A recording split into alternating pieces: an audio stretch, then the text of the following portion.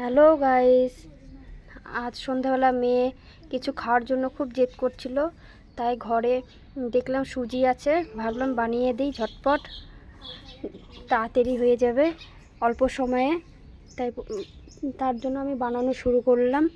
প্রথমে সুজিটাকে কড়াইটাকে গরম করে নিয়ে সুজিটাকে দিলাম, কড়াইয়ে দিয়ে একটু নেড়ে চেড়ে নিলাম, হালকা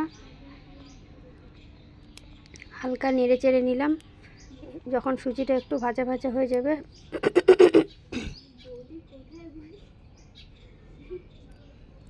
ভাজা হয়ে গেল, তখন একটু তেজপাতা দিয়ে দিলাম।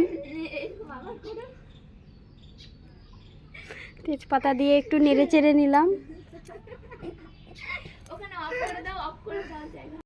তারপরে একটু নেড়ে চেড়ে নিলাম, তেজপাতা দিয়ে হালকা ভাজা ভাজা করে নিলাম।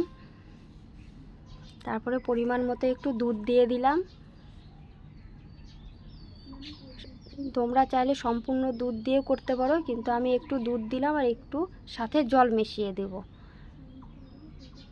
একটু নেড়ে চেড়ে নিই, তারপরে দেখলাম একটু জল মিশিয়ে দেবো। এবার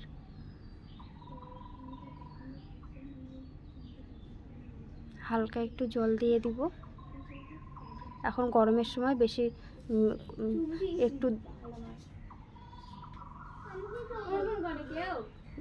একটু দুধ দিয়ে জল দিয়ে মিশিয়ে দেওয়াটাই ভালো, যাতে গ্যাসটা কম হবে। তারপরে দেখলাম আরেকটু জল লাগবে, আরেকটু জল দিয়ে দিলাম।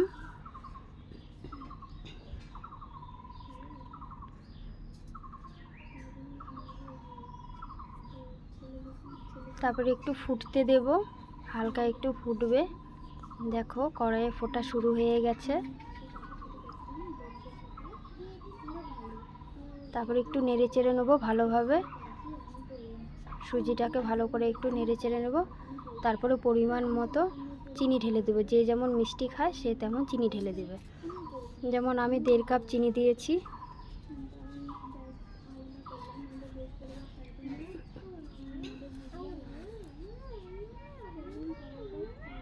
চিনি দিয়ে একটু ভালো করে নেড়ে নেব।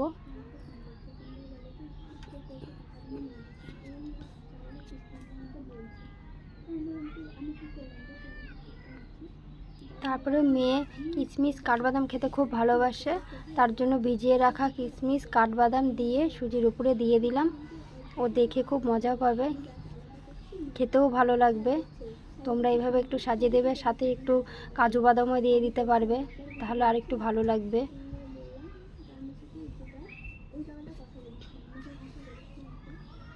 মেয়েকে এখন একটু খাইয়ে দেব। গরম ছিল তাই ফু দিয়ে দিলাম একটু।